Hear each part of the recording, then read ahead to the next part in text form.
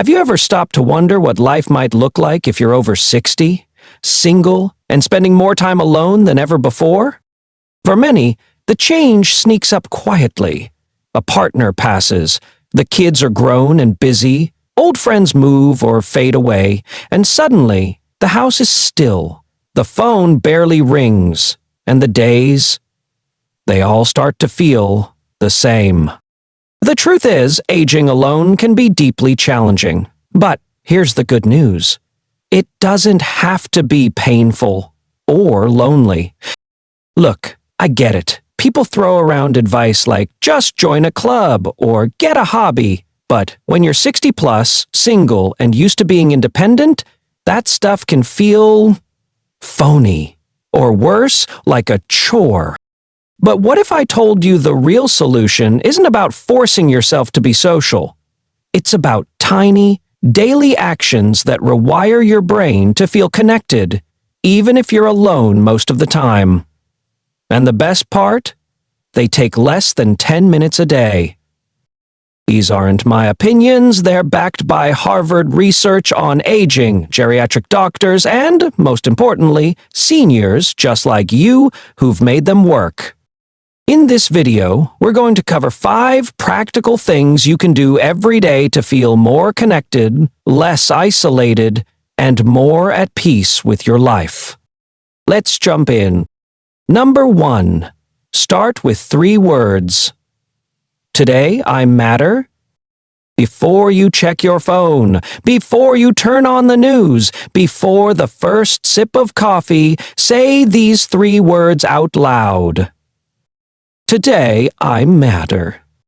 And I mean out loud. No mumbling into your pillow. Stand up straight. Say it, like you're telling the world. Then give yourself a reason why. Today, I matter because I'm calling Linda at 2.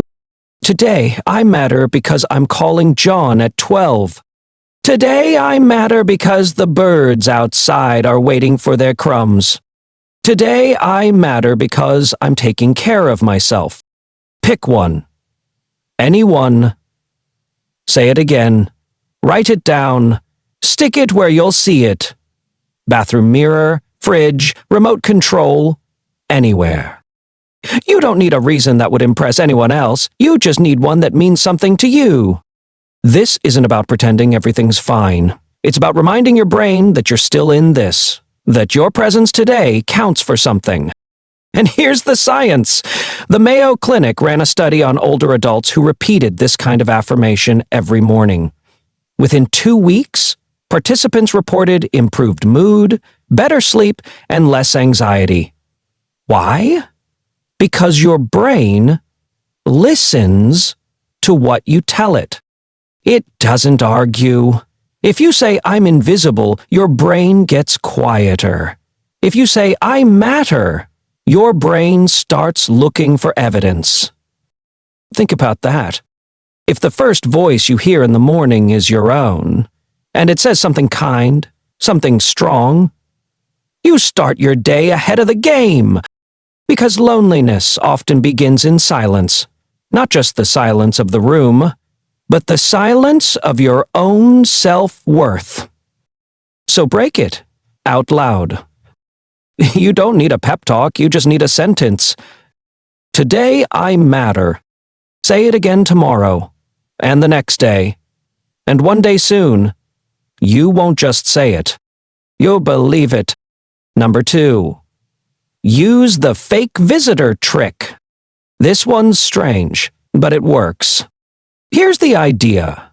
Your brain can't really tell the difference between expecting company and actually having it. That sounds nuts, right?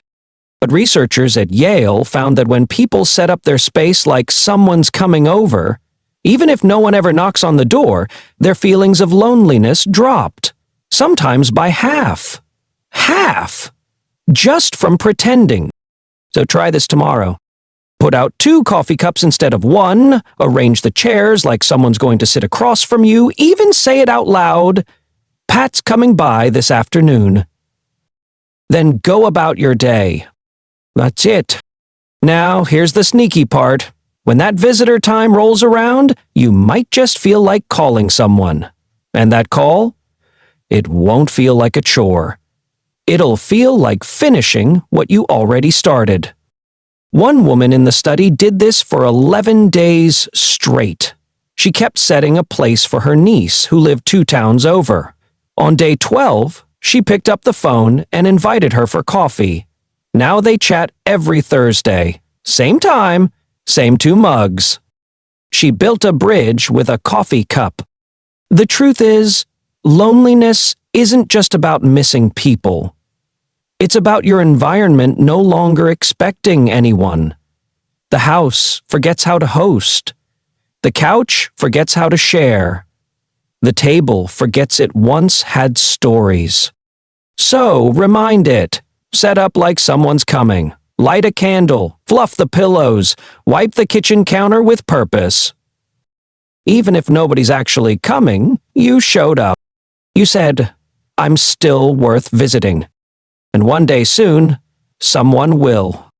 Number 3, take a fake commute. Remember when leaving the house used to have a point? You had a place to be. Maybe it was work or volunteering or that morning stop where the barista knew your order before you opened your mouth. You weren't just moving, you had momentum. Let's bring that back. Without the job. Here's how it works. Pick a time. Same hour every weekday, let's say 9 a.m. Get fully dressed, shoes on, hair brushed. Then walk out your front door. That's your commute. You don't need a destination. Just spend 15 minutes outside your walls. Browse the store aisle. Return that library book you forgot was due. Sit on a park bench with a warm drink. But here's the rule. Make one tiny connection.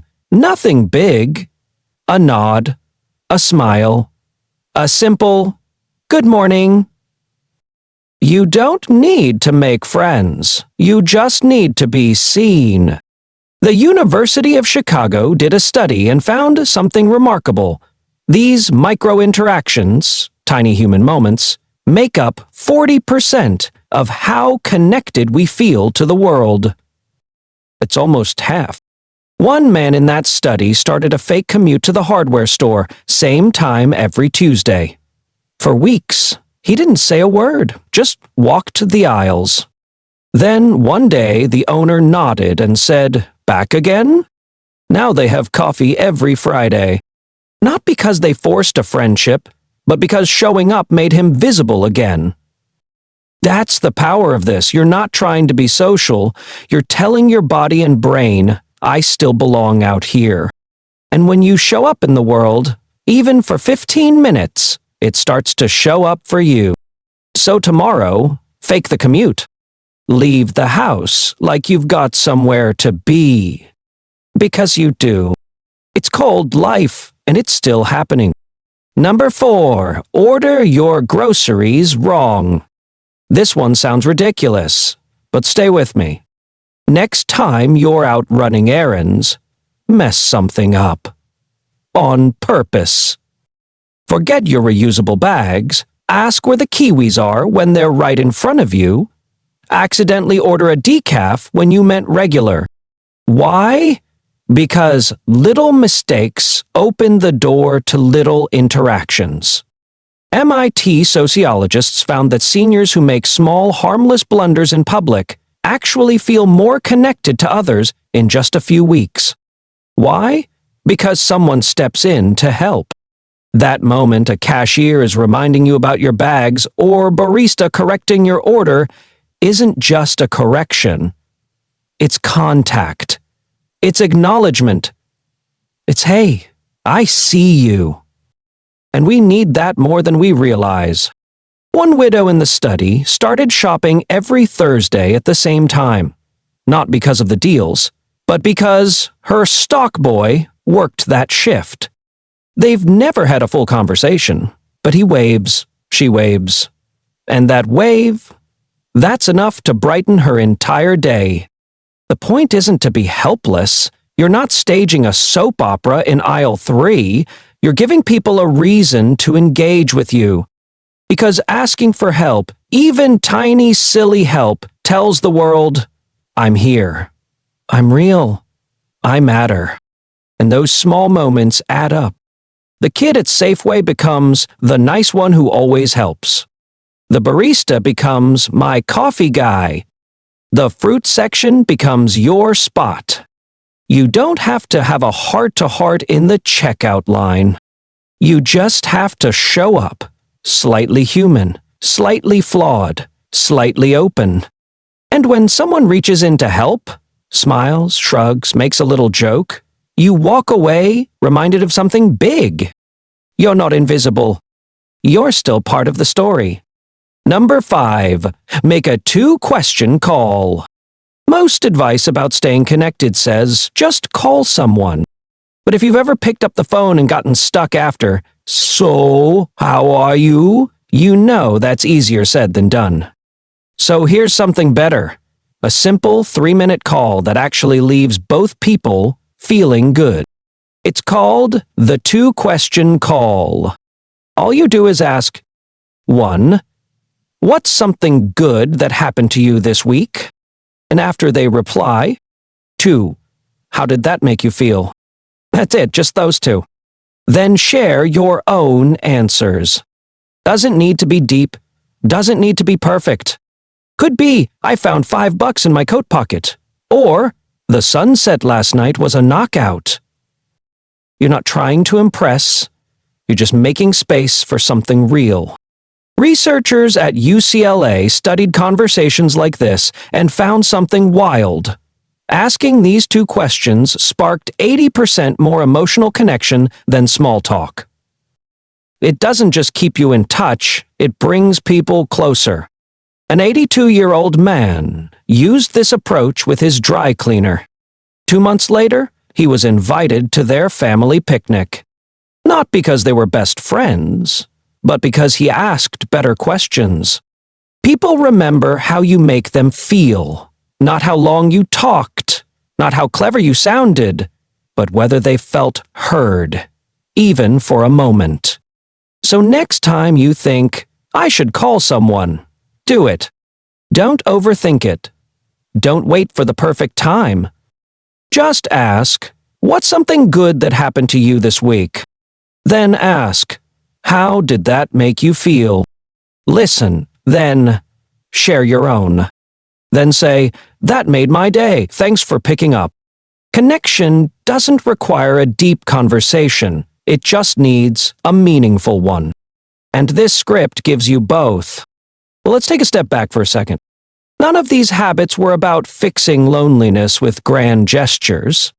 They were about proving, through tiny daily actions, that you still matter, that your presence still counts, that your life still holds shape and rhythm and joy, even in quiet moments. You don't need a room full of people to feel connected. You need a reason to get up, a face to wave to, a sentence worth saying out loud. That's what these 5 habits are about. Say, today, I matter. Set the table like someone's coming. Take a walk with purpose. Let a stranger help you reach the peanut butter. And ask 2 simple questions that open the door to something real. You don't have to do them all today, just try one. And if something in this video made you smile or made you think, I needed to hear that, then do me a favor. Send this to a friend, someone else who might be living alone, someone who doesn't say it but feels it. Let them know they matter too. And if you want more content like this, practical, honest, and made for you, hit subscribe. We'd love to have you around. Finally, tell me in the comments, which habit are you going to try this week? I'll be reading and replying, because hey, you showed up here today, and that means something. See you in the next video.